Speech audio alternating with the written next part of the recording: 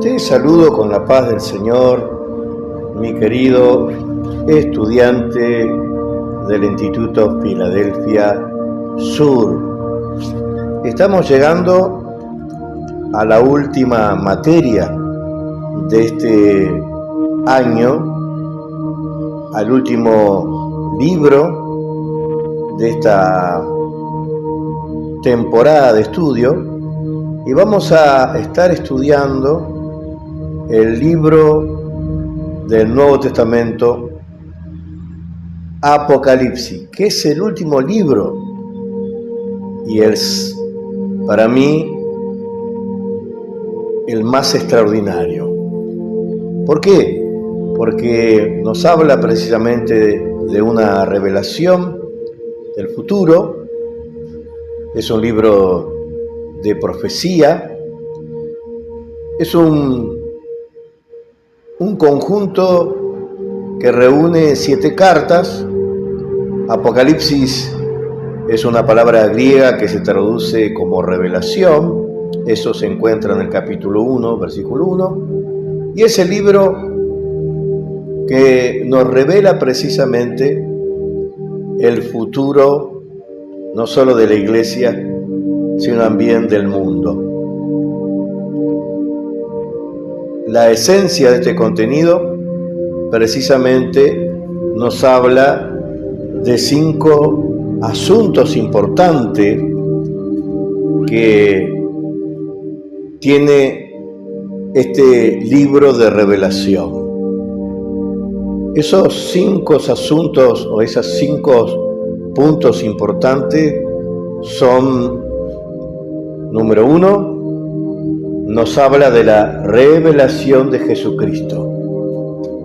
Número 2, es la revelación que le comunicó de una manera sobrenatural por medio de un Cristo no solo exaltado, un Cristo resucitado, sino un Cristo precisamente glorioso. Entre medio de ángeles y esas visiones donde precisamente vemos a un Cristo totalmente, ¿no?, revelado, no como el Cordero de Dios que sufrió, que padeció, sino como ese Cristo glorificado.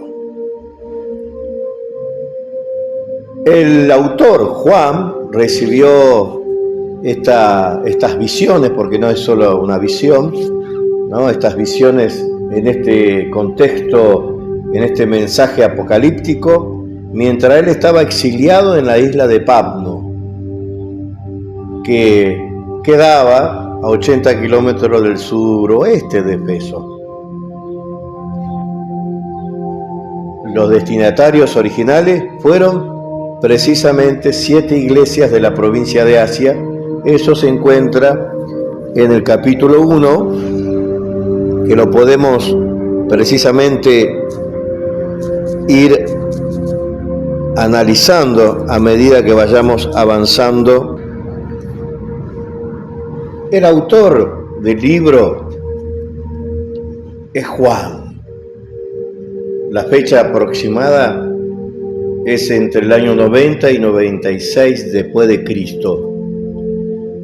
El contenido del libro refleja las circunstancias históricas del reinado de Domiciano, cuando él exigía que todos sus súbditos le llamaran Señor y Dios. El decreto del emperador creó sin duda una confrontación entre los que estaban dispuestos a adorar al emperador, los creyentes fieles que confesaban que solo Jesucristo era Señor y Dios. El libro se escribió en un momento en que los creyentes estaban pasando por una persecución grave debido al testimonio que dieron, una situación que, como es evidente, forma y está en el trasfondo de Apocalipsis. Eso lo podemos encontrar del capítulo 1, 2, 6, capítulo 7, el capítulo 12, capítulo 17, capítulo 18, 19 e inclusive el 20. Como toda como toda mensaje de la Biblia, sea libros históricos, escatológicos, o en el caso también, en este caso, el Apocalipsis, tiene un propósito.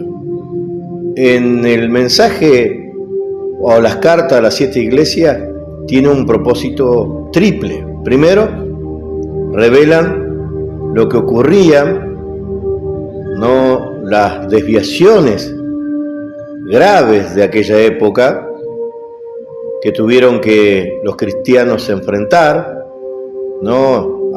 Estamos hablando de apostasía, herejía, entre muchas iglesias de Asia.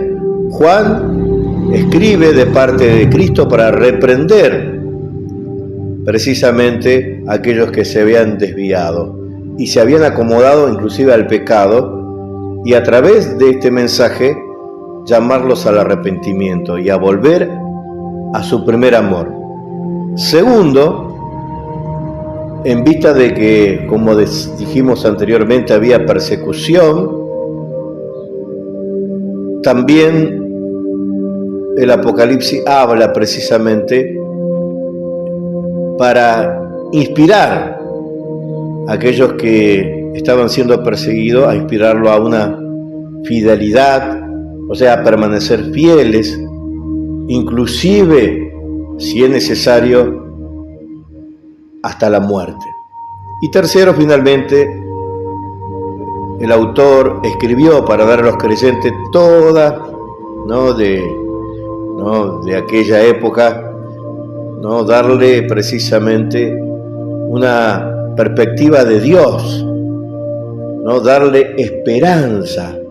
¿Se imaginan ustedes, mis queridos estudiantes, de personas que estaban ya condenadas a dar la vida por Cristo? O sea, iban a ser asesinadas, o estaban encarceladas, o estaban siendo torturadas, o quizás, como nos relata la historia, que muchos fueron espectáculo o show en los coliseos de los romanos, recibieran esta carta,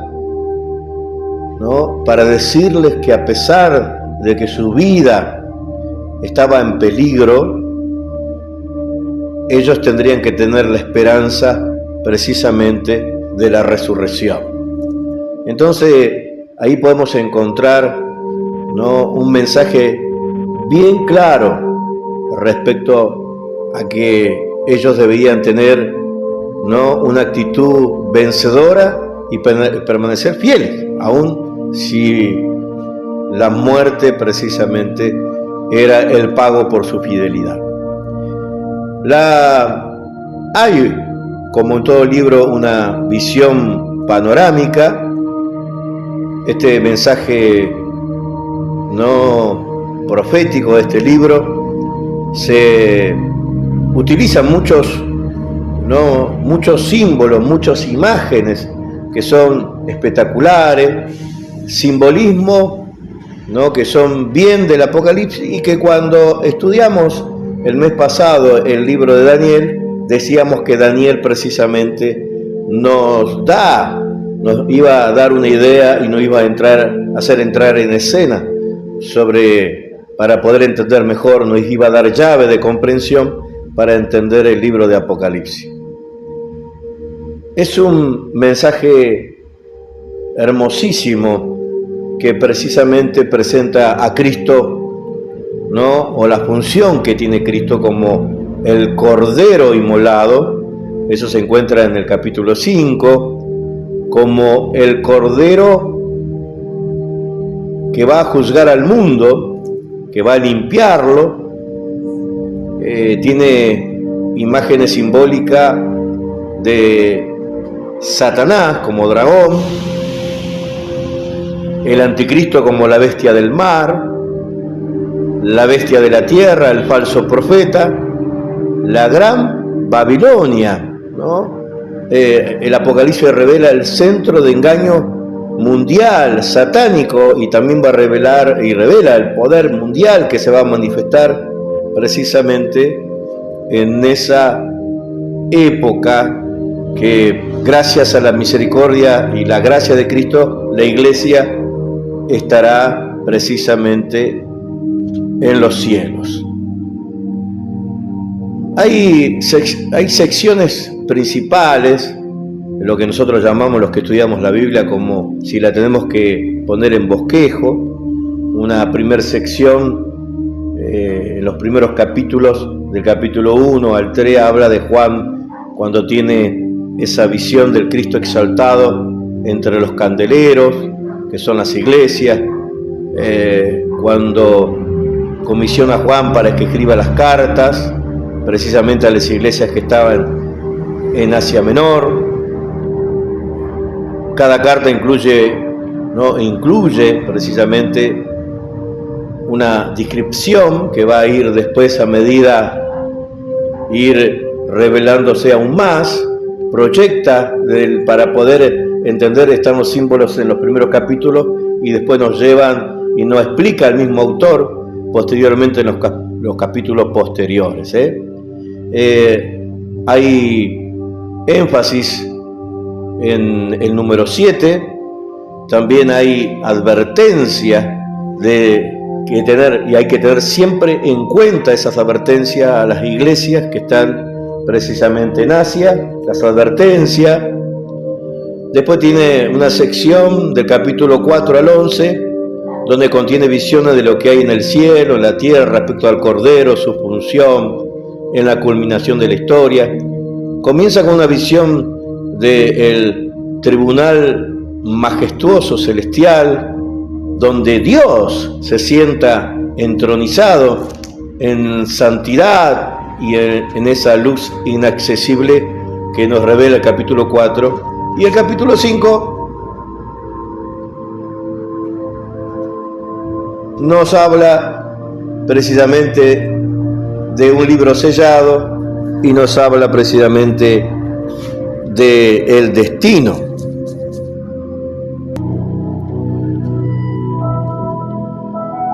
Ese libro sellado del destino, que Apocalipsis nos dice que está en la mano derecha de Dios y del Cordero, que es el único digno de abrir los sellos y de mostrar su contenido. Este hermoso libro de escatología nos habla de la apertura de los primeros 6 sellos, eso se encuentra en el capítulo 6. Continúa la visión que comenzó en el capítulo 4, sigue en el 5, después nos lleva a una escena que nos mueve y nos muestra acontecimientos sobre la tierra. Los primeros 5 sellos descubren los juicios de Dios, que son los últimos días que conducen y van a conducir al final de los tiempos. El 6º sello anuncia la ira venidera de Dios, que ocurre en el capítulo 7. Nos trae a los 144.000, que son precisamente del linaje escogido de Dios y son judíos, son jóvenes castos, sanos. Dice la Escritura que nunca han tocado no se han casado, no han fornicado, porque son precisamente elegidos del pueblo judío. O sea, nada que ver a lo que por años han enseñado o ha enseñado la doctrina de los testigos de Jehová, porque los 144.000 de esa época de Apocalipsis son jóvenes, porque no dice hombres, jóvenes santos, consagrados. Después nos habla del comienzo de la gran tribulación en el capítulo 7, la recompensa de aquellos santos, hombres y mujeres fieles a Dios. Los capítulos 8 y 9 revelan ¿no? La apertura del séptimo sello, las series de juicio, las 7 trompetas, después viene un interludio. Juan en el capítulo 10 habla de 2 poderosos testigos que van a estar en la ciudad santa. Las trompetas. Y después encontramos una sección que podríamos decir la tercera sección, capítulo 12 al 22, que ya hay una descripción detallada del conflicto de los tiempos entre la luz, las tinieblas, entre el reino de la luz, el reino de las tinieblas, entre Dios y nuestro adversario y su adversario Satanás. Capítulo 12 y 13 revelan que los santos en la tierra deben enfrentarse a una conspiración diabólica, una triada de maldad: el dragón, la bestia, la bestia que sale del mar, esa bestia que nos describe el capítulo 13 de la tierra, y los capítulos 14 y 15 contiene visiones para animar a los santos en la tribulación y los que prevalezcan hasta el final. También nos habla de que Dios va a derramar su ira final sobre el mundo.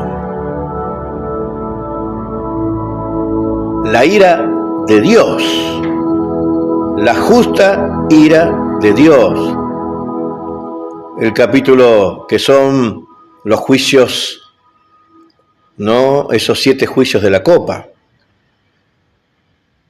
Se encuentra en el capítulo 16 y el 17 nos habla de la gran ramera, el 18 de la gran caída de la Babilonia, y después podemos encontrar algo precioso en el capítulo 19 que nos habla del gran gozo en el cielo, mi querido estudiante. Por eso es tan importante el libro de Apocalipsis, porque es un libro de esperanza, un libro de gloria, de glorificación, porque el 19 nos entra en la escena de la boda y del Cordero y de su esposa. Juan ve entonces el cielo abierto, al Cristo montado en un caballo blanco como el Rey de Reyes y Señor de Señores, dispuesto para derrotar a la bestia, a sus aliados. La derrota final, ¿no? Precisamente precedida por el Satanás o el diablo, ¿no? Preso por 1000 años, durante los cuales Cristo va a reinar. Eso está en el capítulo 20.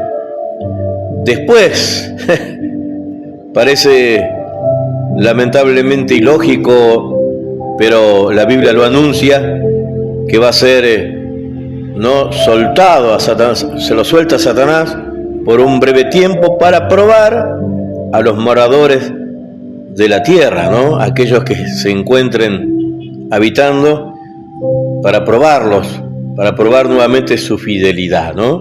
Así que qué hermoso lo que vamos a estudiar. Quiero que este último libro, esta última materia, la podamos estudiar, que cada vez que agarres nuestro manual,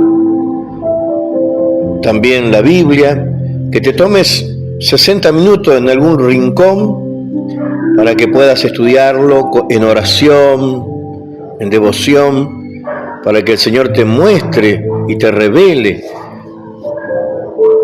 lo hermoso del contenido que tiene este libro maravilloso del Apocalipsis, que muchos le han tenido miedo, por generaciones han tenido miedo de estudiarlo. Algunos que he hablado dicen, no, maestro, estudiarlo a mí me da miedo, lo dejo en pausa, lo dejo ahí, pero Apocalipsis no es un libro para temerle, sino para amarlo, porque nos revela un Cristo glorioso, no un Cristo sufriente, que vino como cordero, sino al Cristo que vendrá precisamente y se revela como león de la tribu de Judá. Por eso te animo, mi estimado estudiante del instituto, para algunos este libro será el cierre de su curso para recibir su diploma después de estos años de esfuerzo, de sacrificio para estudiar. Así que para mí es un gozo poder grabar esta introducción, porque el libro de Apocalipsis revela precisamente en plenitud la identidad de nuestro Cristo. Fue escrito para no solo dar esperanza, sino para inspirar a la fidelidad hasta la muerte, como dice la Escritura, ¿no? Como decíamos anteriormente, tiene, ¿no?, destinatario las 7 iglesias de Asia y también a todos los creyentes en todas partes. Un marco histórico. La mayor parte de los eruditos, que siempre nosotros decimos los teólogos, creen que las 7 iglesias de Asia, precisamente a las 7 iglesias Juan le escribió, el discípulo amado, ese joven discípulo que se recostaba, ¿no?, en el regazo del Señor, y un poeta dijo que escuchaba el latir del corazón de Dios, porque Jesús también es Dios, 100% hombre, 100% Dios, cuando estuvo aquí en la tierra. Ahora está a la diestra del Padre, y que precisamente dio lugar en la época de que dominó Domiciano y que estuvo como emperador, y que precisamente Juan fue desterrado a la isla de Patmos, frente, ¿no?, a la costa de Asia. El versículo 3 del capítulo 1, versículo 3, dice: bienaventurado el que lee y los que oyen la palabra de esta profecía y la guardan las cosas que ellas están escritas, porque el tiempo está cerca. Dice: dichoso, bienaventurado, 3 veces feliz el que lee, pero no solo es un oidor de la palabra, sino también un guardador, un hacedor de la palabra. Y nosotros, los que somos estudiantes, los que somos líderes, los que ministramos, tenemos que siempre acordarnos que no debemos ser solamente tan solo oidores. No debemos acumular versículos para aprenderlo o solamente para enseñarlos, sino para vivirlos, ¿no? Hay características especiales dentro de este libro, ¿no?, que son las imágenes, como le decía anteriormente, simbólicas, que son para muchos, ¿no?, un dolor de cabeza, porque o frustración les trae porque no lo pueden entender, pero si lo estudiamos, la Biblia se interpreta por sí misma. Por eso estudiamos primeramente el libro de Daniel y estudiamos el profeta Isaías, Jeremías. Así es muy importante que te animes a estudiar, ¿no? Porque Juan no solo recibió revelaciones, sino recibió instrucciones. Juan recibió instrucciones, y con este libro tenemos que entender que la palabra de Dios no solo debe ser leída, sino también entendida como un libro de instrucciones, un libro de mandamiento. Porque cuando Juan le escribe a las iglesias y le escribe las cartas, cada carta dirigida a cada iglesia que existía, porque eran iglesias reales, no eran ficticias, eran reales, porque también tiene un contexto histórico también, ¿no? Y cuando le escribe a las iglesias, le habla precisamente de la vida de la iglesia, le habla, ¿no?, de lo importante de que mantengan la sana doctrina, ¿no?, porque herejías y apostasía se habían infiltrado, y les advierte de la importancia de volver al primer amor, y les advierte que eviten toda flaqueza, ¿no? Entonces, en estos capítulos, en estos 21 capítulos que tiene Apocalipsis, también tiene unos temas o unos grandes temas. El primer gran tema es la soberanía de Dios, porque en el libro de Apocalipsis habla de un Dios que es absolutamente soberano, el más grande. Sabemos que Dios es grande y maravilloso, gloria a Dios. El más grande, el todopoderoso. No hay otro poder del universo que se compare al poder de Dios. Dios no es comparable con nada, absolutamente con nada que existe aquí, ¿no?, en esta tierra ni en el universo. No hay ningún líder, gobernante, no hay religión, no hay nadie más poderoso que Dios, porque Dios es, ¿no?, nuestro gran soberano. Él es el que precisamente controla la historia y los propósitos. Él es precisamente nuestro Dios absolutamente soberano. Habla de la venida de Cristo, ¿no? Cristo vino a la tierra, se hizo hombre, se manualizó.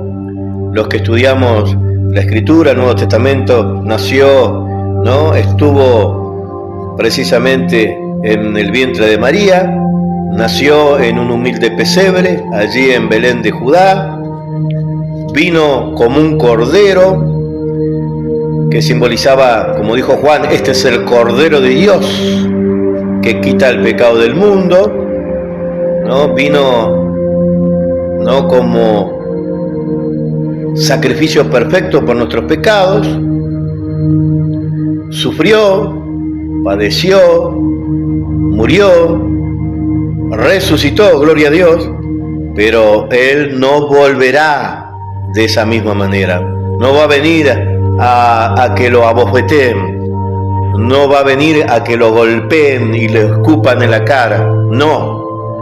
Él va a volver como el león, como el triunfante, como el juez justo y vencedor, y va a vencer a Satanás, y va a tomar medidas. Escúchenme, mis queridos estudiantes, siervos, siervas, líderes, hay que enseñar que el Señor no vendrá, no va a volver en la venida que Él venga, no hablo en el rapto, no va a venir con compasión, sino va a venir precisamente con venganza. ¿No? Tomará medida a aquellos que lo hayan rechazado, ¿no? A los suyos vino, más los suyos lo rechazaron, pero a los que creen en su nombre, dice su palabra, ¿no? Tercer megatema habla de un pueblo que se mantuvo fiel, porque siempre hay un pueblo que se mantiene fiel, que no son las mayorías, no habla de la mayoría, aquí habla de una minoría, ¿no? De el remanente, ese que se queda, ¿no? Queda y permanece fiel,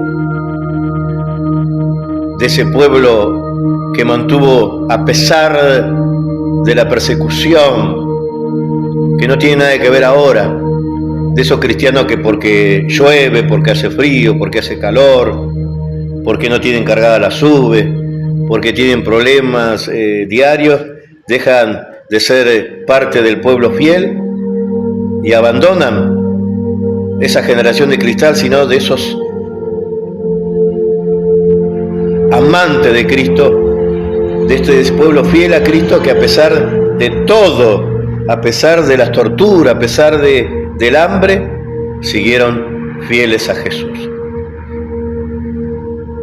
También tiene un tema enorme del juicio, porque habla precisamente del día que se desatará plenamente la ira de Dios en contra, ¿no?, del mundo, su pecado, de la maldad.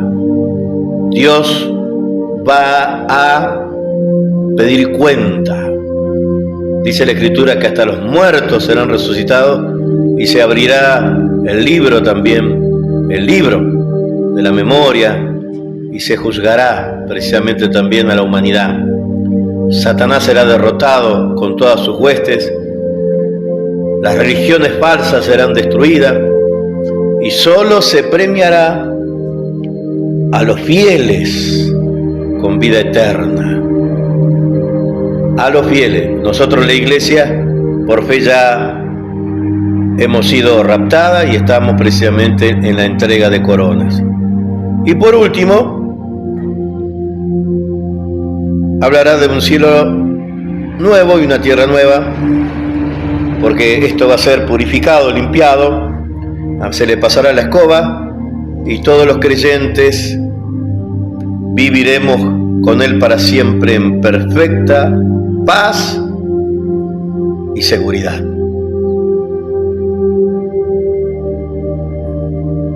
Viviremos en una perfecta paz y seguridad,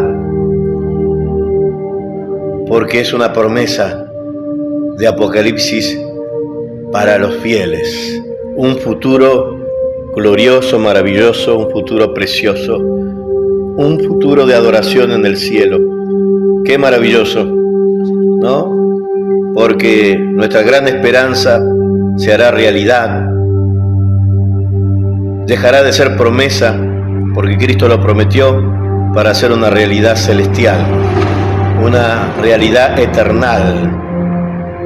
Esto nos tiene que animar, mi querido estudiante de Filadelfia Sur, a permanecer fiel, a ser seguidores de Cristo sin titubear, sin que importe lo que debemos enfrentar.